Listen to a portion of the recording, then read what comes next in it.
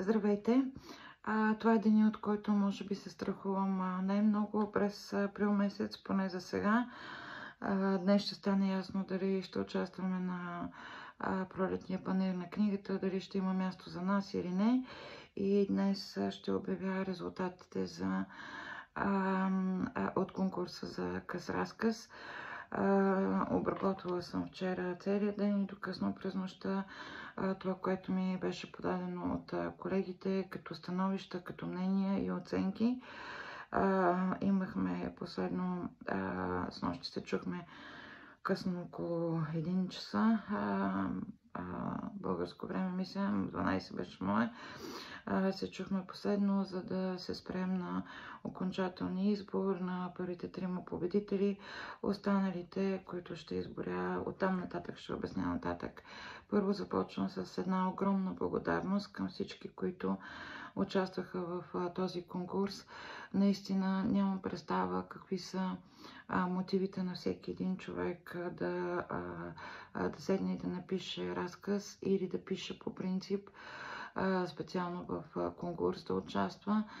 Всеки може би си има своя мотив, но за мен лично писането е нещо изключително пречистващо и изключително много помага тогава, когато на човек му е тежко. Така че всеки един от вас, насърчавам ви всички, които участвахте, пишете. Някакси като човек, който се е блъскал много дълго време с издателства и тяхното нежелание по техни си причини, които отчасти в момента разбирам да издават български автори, за което не са виновни в крайна сметка издателите, по-скоро е виновна публиката като цяло в своята маса. Но ви съветвам да продължавате да пишете, да продължавате да публикувате нещата си в своите социални платформи, да участвате в конкурси, просто не заради самата идея да се спечели или някъде да ви се види името. Този конкурс е напълно анонимен, така че тези имена не се видяха, така или иначе. Така че, да, сърдечно много благодаря първо за смелостта и второ за споделените емоции. Лично за мен това беше като в повечето от разказите, всъщност във всеки един от тях беше като че бях поканена в емоционалния свят на толкова много хора, където ми беше дадена възможност да надникна в това, което преживява всеки един от нас, и го казвам абсолютно всеки един от участниците. Наистина изречението беше зададено, но ви уверявам, че ако бях сложила друго изречение, това ми дойде просто абсолютно случайно, защото на бюрото ми тук имаше плик, в който пристигна сметката за интернета и върху него бях сложила копче, което ми беше паднало от риза. Та оттам дойде, но ако бях сложила друго изречение, примерно храната в тенджерата загоряваше, уверявам ви, че мислите ви щяха да тръгнат в същата посока, там където е основната човешка болка. Така че нещата могат да се извратят от едно начално изречение в толкова много различни посоки. Видяхме, че тези от вас, които са чели разказите, те ни отвеждат в абсолютно различни светове, мирогледи и преживявания. Много от разказите бяха емоционални, свързани с загуба, с скръб, с липса на надежда, с тежко преживяване на отминало събитие. Някои от тях наистина можеха да разплачат читателя, в случая мен, нали, аз говоря от свое име. Много емоционални. Повечето от тях бяха свързани с темата за обичта, било то между родител и дете или липсата на такава, между двама души, двама партньори или двама случайно срещнали се души или липсата на такава, с спомени от времена, които болят по някакъв начин. бяха свързани с философски разсъждения относно състоянието на света. И като цяло в всички тези разкази имах повод да се засмея само на два от тях.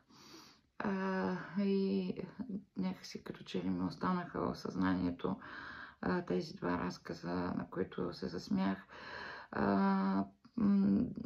Човешката драма е навсякъде голяма. Както казах в предишното си видео, уверена съм, че във всеки един от нас, от вас, има вселени, томове, които могат да бъдат разказани. И това може да го направите само вие. Стига да изберете правилното изразно средство, правилната форма и правилния начин. Скъпи участници, пишете заради себе си.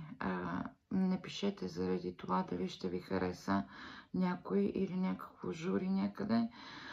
Това няма абсолютно никакво значение. Пишете заради себе си, заради своите емоции, защото писането пречиства, защото писането е допир с душевното ни състояние, с това, което изпитваме в момента. Така че не се отказвайте да пишете, дори ако нещата, които пишете, ги четат 10, 15 или 20 души. В крайна сметка малко са хората като Роулинг, примерно, които са тръгнали от нищото и са станали нещо. Не всички сме родени с този късмет. Слагам себе си, разбира се, и в това число. И поради тази причина отдавна съм спряла да пиша, за да угодя на вкусовете на хората. Не го правете и вие. Искрен мой съвет, абсолютно човешки, не като издател, като човек. Правете го заради себе си, защото всяка една емоция, която е предадена по нужния начин, тя ще достигне до правилните хора и това трябва да бъде достатъчно.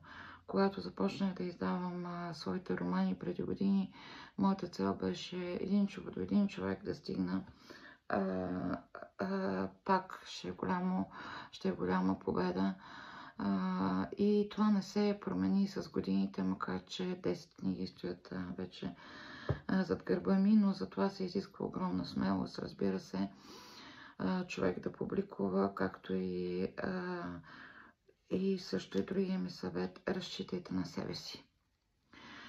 Защото в този бизнес, го наричам бизнес, умишлено, няма кой друг да ви помогне, особено така сърцато, освен ако няма много силен финансов мотив да го направи. Това издателство не действа по финансови мотиви. Така, са до тук с това. Така, имаше от участниците както казах и преди, от участниците в конкурса 8 разказа бяха с обем много над 2000 думи.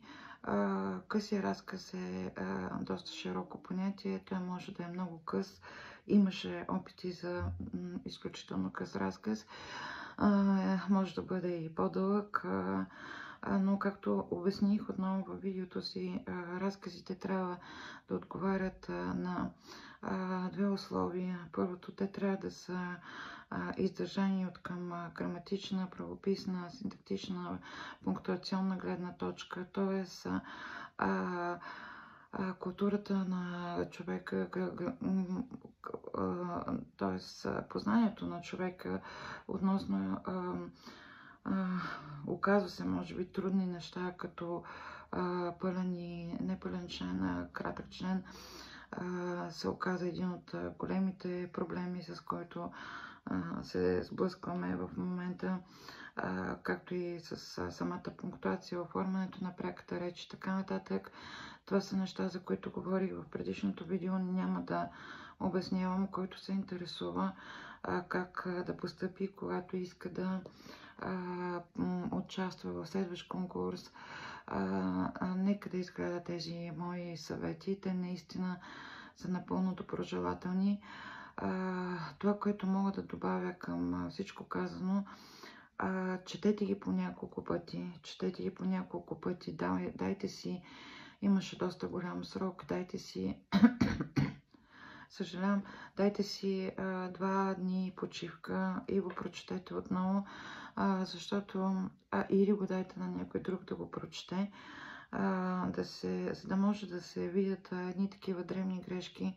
Напълно съм наясна с тях, защото когато превеждам и съм запозната с текста, окото навиква и знае какво трябва да види, какво трябва да прочете и не вижда грешките. Така че винаги проверявайте материалите си добре, винаги ги прочитайте по няколко пъти. Веднага просто мога да дам пример с преживяване, което вероятно всички вие имате. Няма безгрешни хора, виждате ли? Разказ, който започва интригуващо, вълнуващо, грабате и в един момент стигаш до изречение, тя каза на синът си. И оттам нататък някакси съзнанието е устроено така, че забелязва тези неща или зачистени думи, след които не е оправено нещо, забелязва ги. И е напълно човешко да се греши, напълно човешко е да се допускат тези неща. Виждате ли сега защо когато хората критикуват работата на преводач, на редактор, на коректор и така нататък, казвам, че е човешко да се греши, но реакцията на обществеността, на хората, които четат или купуват книги, когато се бележат 1, 2 или 3 грешки в някоя книга, тя моментално бива заклеймена и подложена на невероятен хейт. Така че ние не сме го правили тук, но искам да ви кажа, че наистина грешки, които се набиват някъде от самото начало на разказа, като че ли остават едно впечатление, което леко нагача към края и наистина разкази, които въздействат много силно. За тях, да речем, човек може да си затвори очите.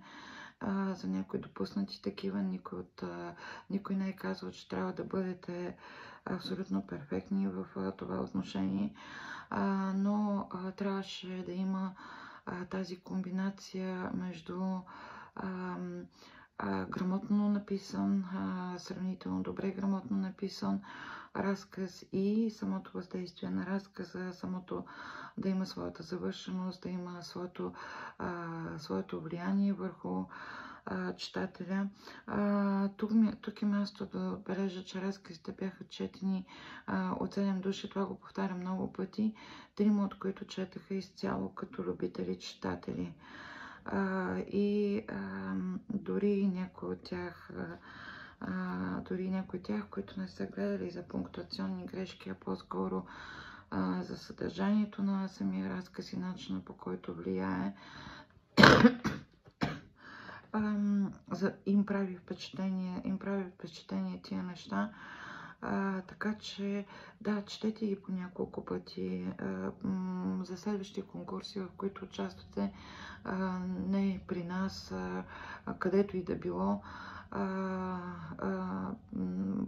доверете си на някой до вас, който да погледне отново разказа, преди да го изпратите. Също самото външно оформление на разказа, оформянето на спейсовете между редовете, пряката реч, наистина голям проблем се оказа тази пряка реч, с изключение на един разказ, в който пряката реч е абсолютно умишлено. Това е един доста оригинален подход, който аз самата използвам, който се среща не много често, но се среща в някои от големи произведения, които познавам. Там пряката реч не е отделена, и въпреки това целта всъщност на този вид представяне на диалозите между хората един след друг, никога не може да объркате кой го казва. Просто винаги става ясно кой какво казва, което е всъщност много интересно. В един разказ го имаше това. Този разказ направи впечатление, също ми направи не само на мен, много силно впечатление с гледната точка, която беше взета там.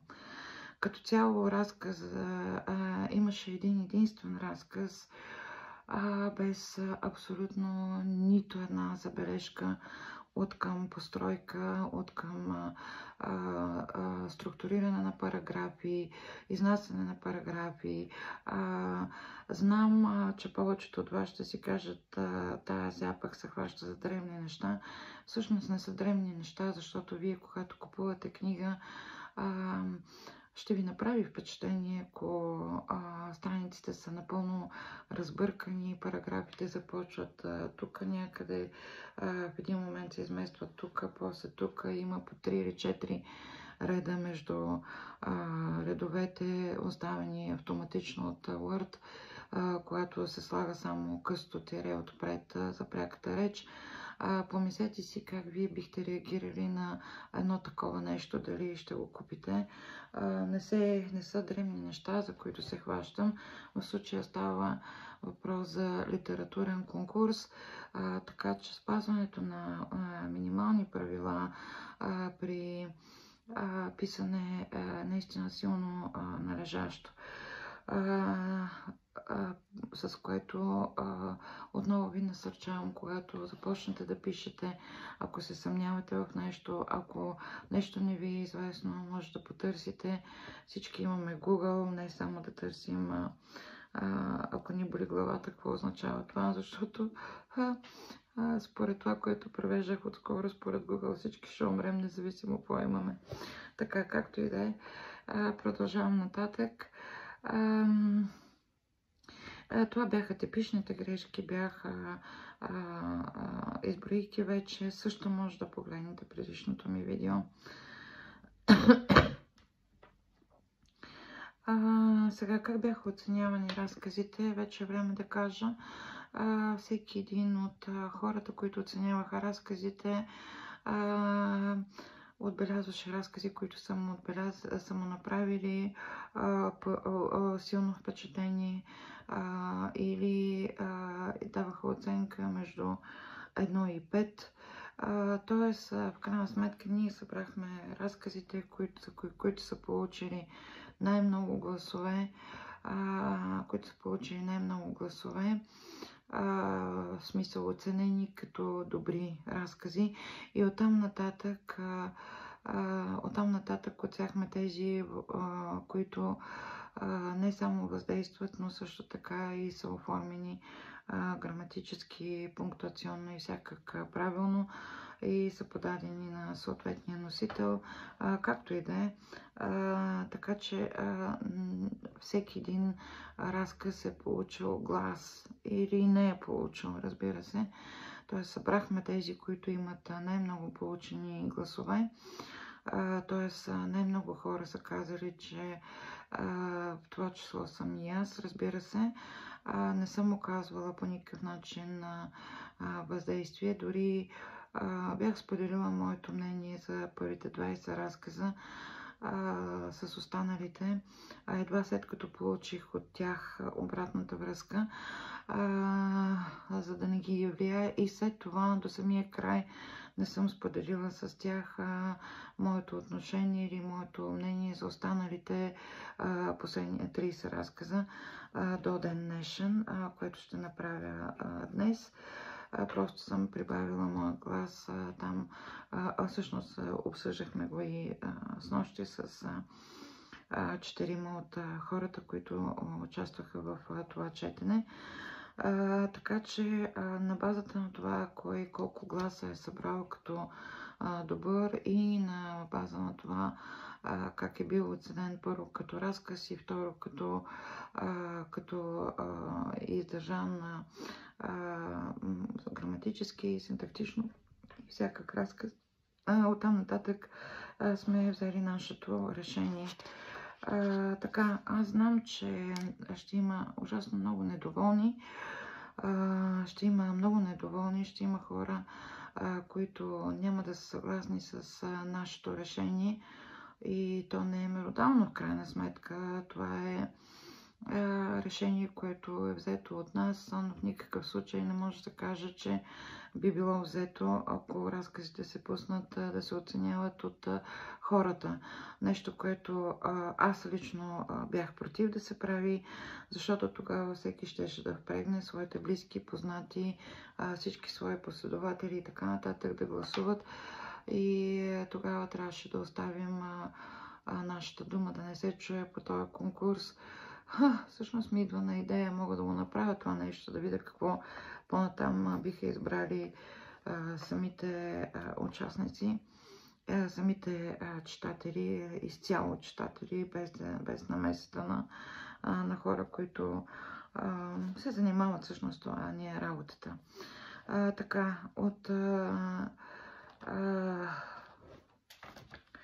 всички 51 публикувани разказа, тук е времето да отбележа, че три пъти бяхме подлагани, че някой от разказите не е публикуван. Късно е вече да моля, тъй като се приключи. Проверявайте добре преди да кажете, че разказът ви не е публикуван, защото се оказа, че 3 от разказите, след като не сте се накарали едно хубаво, че не са публикувани, сме ги публикували 2 пъти. Тоест 51 не, 48 разказа от всички публикувани разкази до номер 51. Тези разкази, които са получили над един глас, казвам ви над един глас, т.е. разкази с по 2, по 3, 4 и 5 гласа, 5, 6 или 7. Нямаме разкази с 6 или 7 гласа. Така че се придържаме към тези. Нали, не може да бъде мнението на всички еднакво. Ще започна отзад напред. Разказите, които са получили над един глас. Това са разкази номер 51, разказ номер 4, паметникът, разказ номер 48, любов на фронта, разказ номер 47, 42, 41, 38, за разказ номер 38, ще моля автора на този разказ да ми се обади отделно.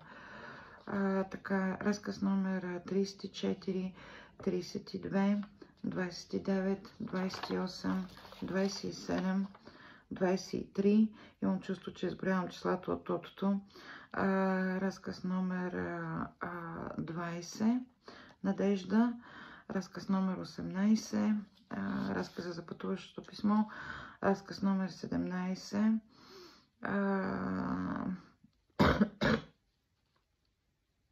разказ номер 17, да. Разказ номер 14, разказ номер 12 за момичето с счупеното сърце. Разказ номер 8, герой без име.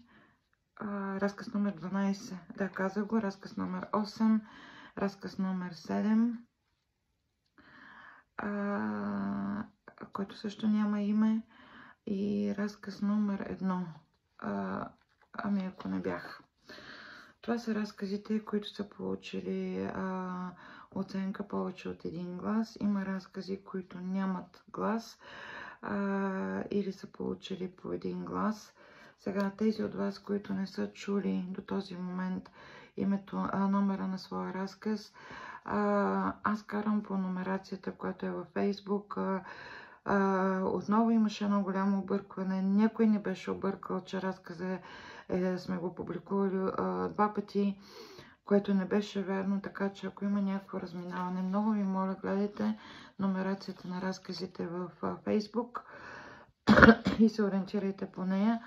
Така, тези, които не са чули, отново повтарям, тези, които не са чули разказите си, номерата на разказите си от следните: 51, 48, 47, 42, 41, 38, 34, 32, 29, 28, 27, 23, 20, 18, 17, 14, 12, 8, извинявам се, 7 и 1.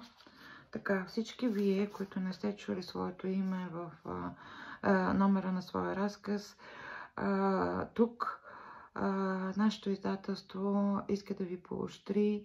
Имате възможност да се възползвате до днеска е 10 до 20, да речем до 20 април, да се възползвате от 40% отстъпка върху нашите книги, като транспортните разходи ще бъдат поети от нас, ако сумата надвиши 40 лева.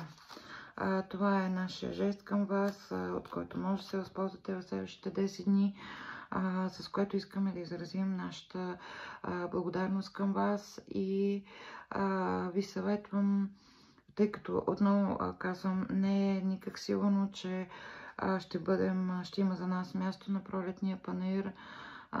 Може да нека да не рискуваме да приключим с това преди това, защото наистина не храня много големи надежди за това, което знам от вчера.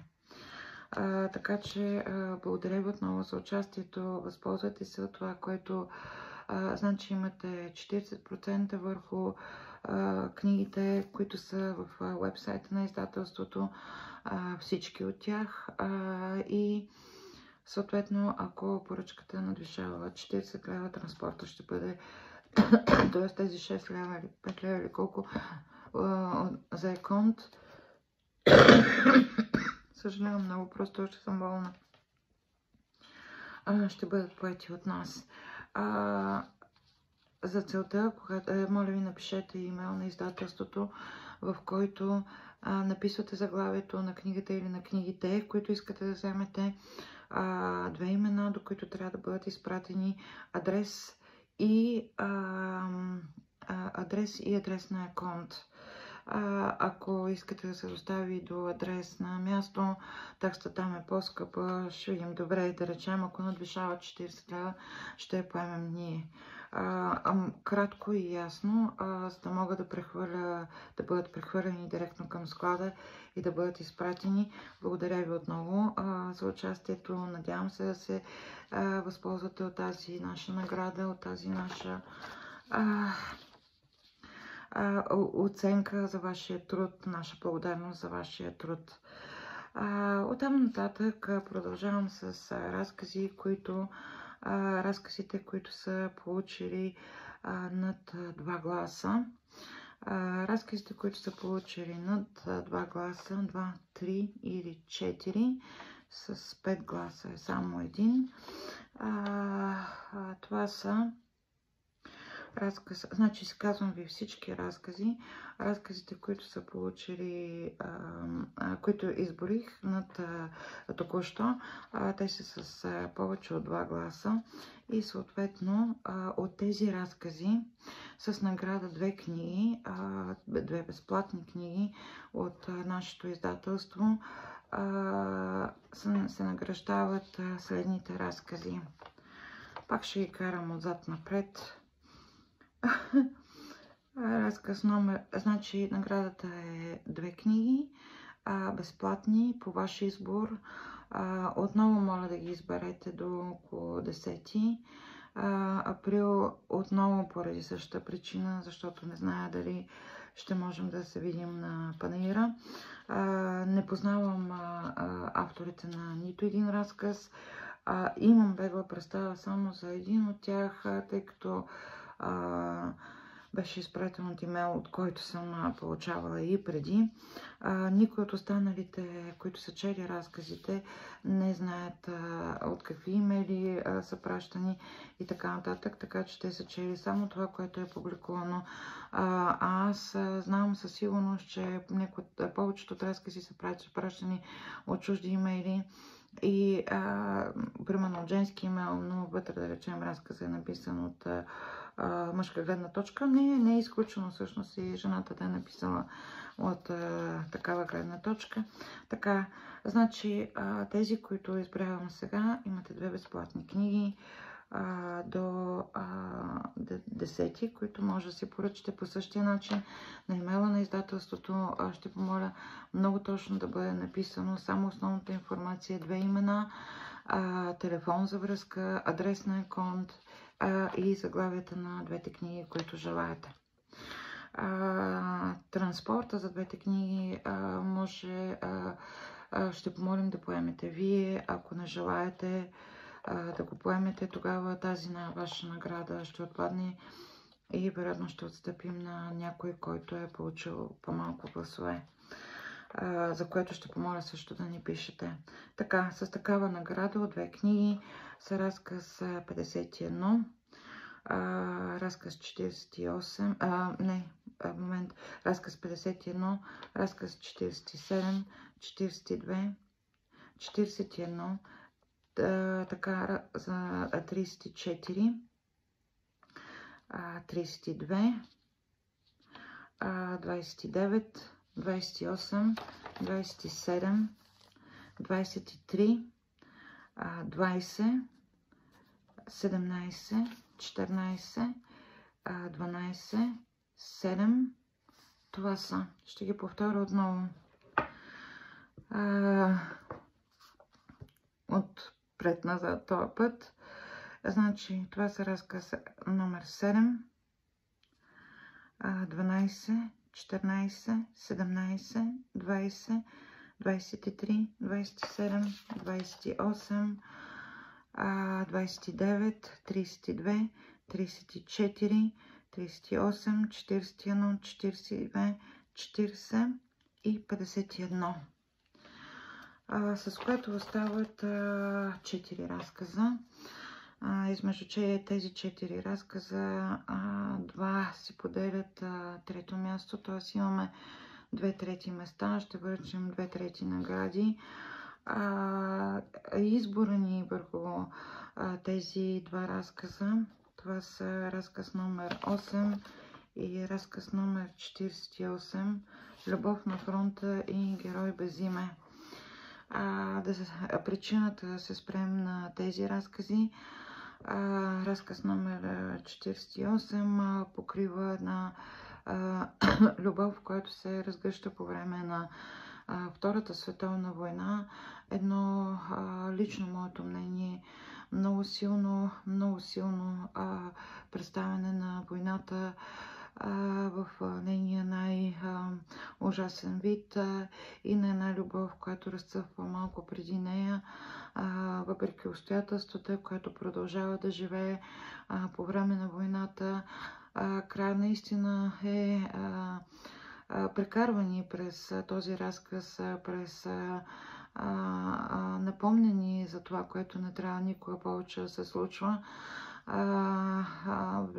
Живеем в много несигурни времена, така че този разказ е направил впечатление на 4 души, т.е. с 4 гласа. И има един така леко фантастичен край, някаква надежда. Накрая, че както за двамата герои, така и за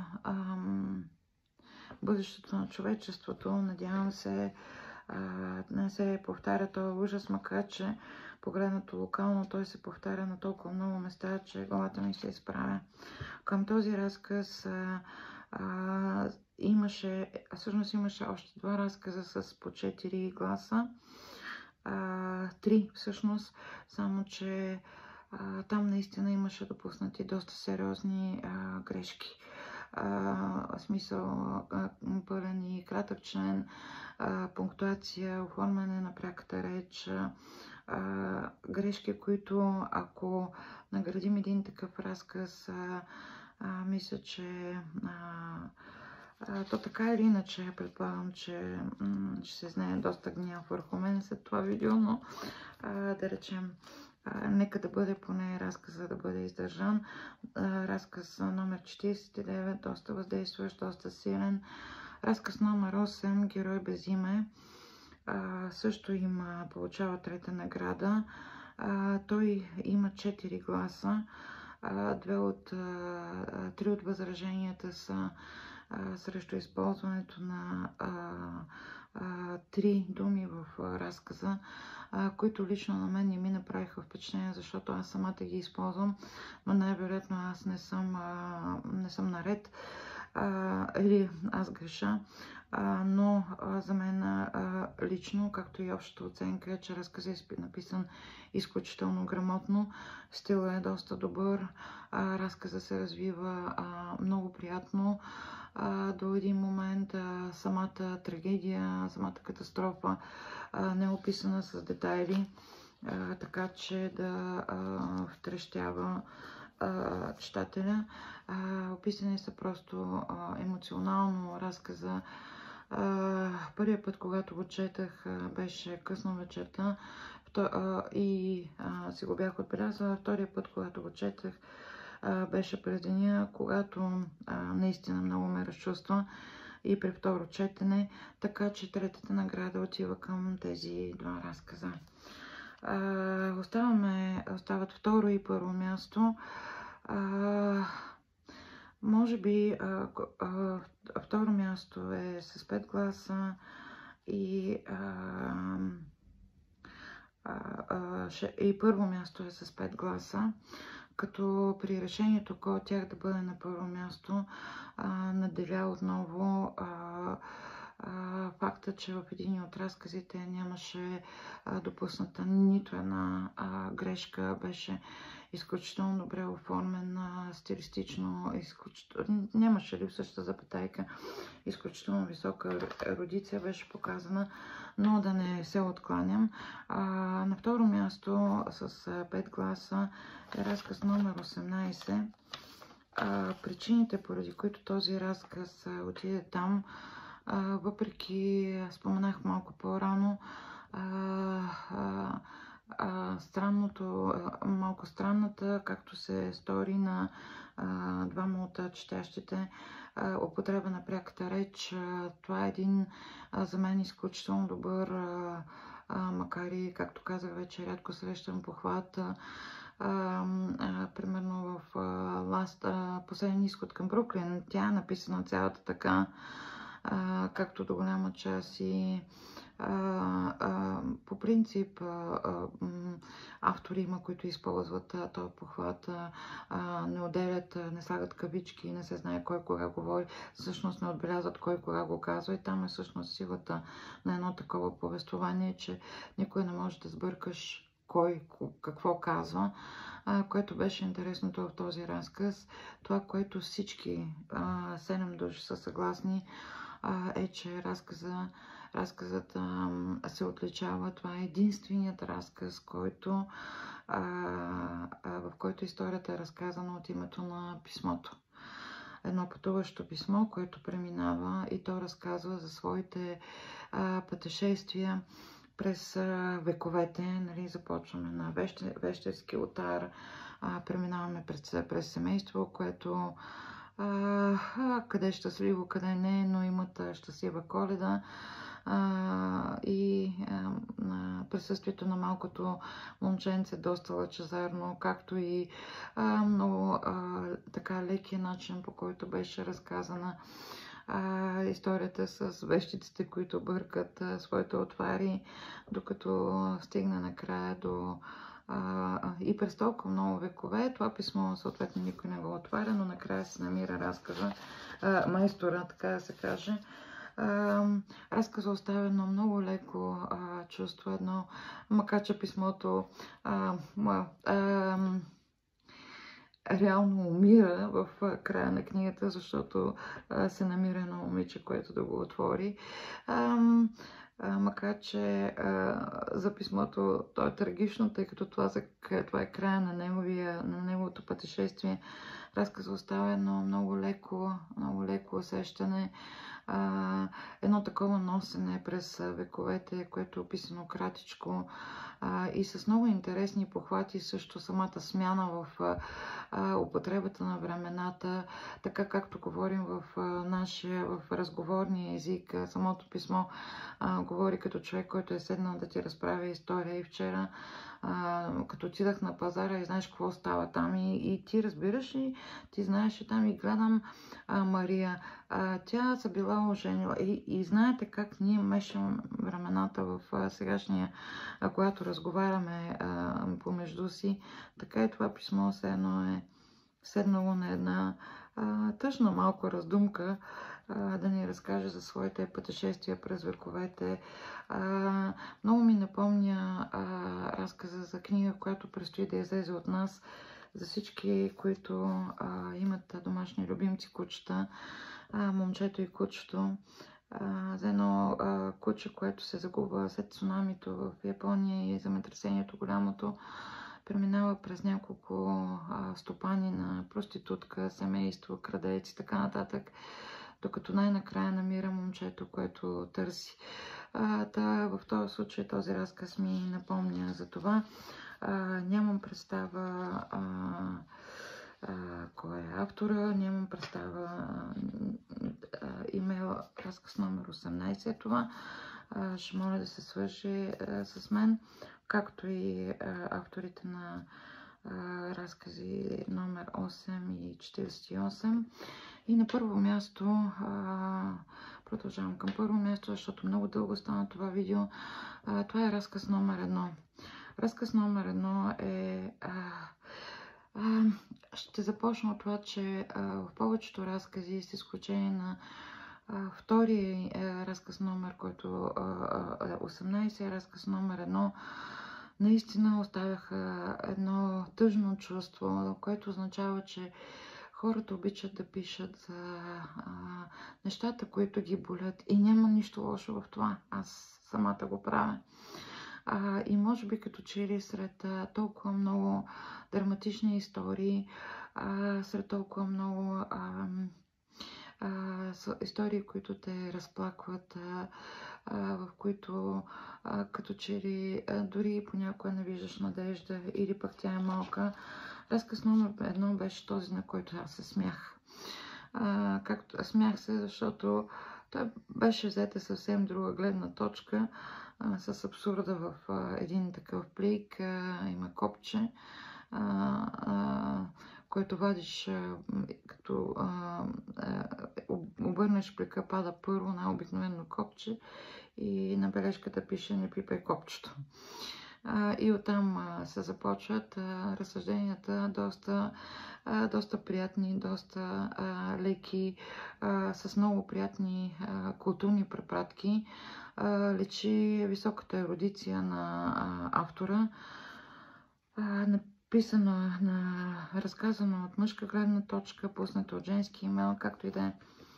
Нямам представа за това какво всъщност би се случило, ако човек наистина пипне копчето, и оттам нататък започват разсъжденията. Нали, знаете, на времето имаше едни писма, той сега вървят в Фейсбук 10 години нещастие, ако не препратите това писмо на 15 души, нещо от сорта. И тези така разсъждения на напълно реални, недраматични,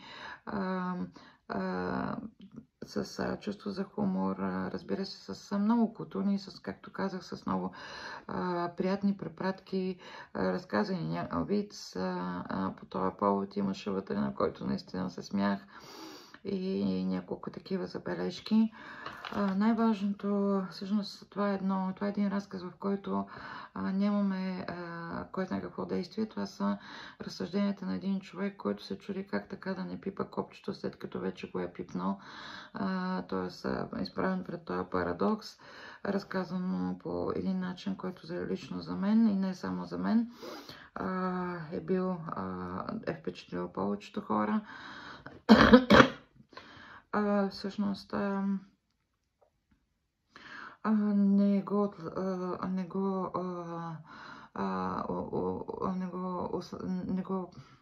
оправдавам с това, всъщност не го обяснявам, не си го обяснявам с това, че беше първия разказ, защото четирима души, които четоха разказите, знам, че бяха започнали да ги четат от зад напред или ги четяха разбъркано, именно да не се влияят от първите няколко. Както и да е, това е единствения разказ, върху който не може да се направи нито една забележка. нито граматическа, нито пунктуационна, нито правописна. Всяка запетайка е на мястото си. Не се хващаме за запетайките, но наистина прави впечатление високата грамотност, изключително високата грамотност на автора, поради което първата награда присъждаме на разказ номер 1. Ами ако не бях. С което приключва раздаването на награди. Честито на победителите. На тези от вас, които не са след първите 4, искам само да кажа, че доста недружелюбен тон имаше по време на този конкурс към мен лично. Нека да запазим добри отношения, защото ако правим един следващ конкурс, нека се запомним с добро. Ако някой от вас иска да оспорва своята оценка, мога, не веднага разбира се, да изпратя обратна информация. Видеото стана ужасно дълго, с което отново честито на победителите. Ще помоля участниците, тези, които са получили първо, второ и трето място, това са 4 души, да ми напишат банковите си детайли.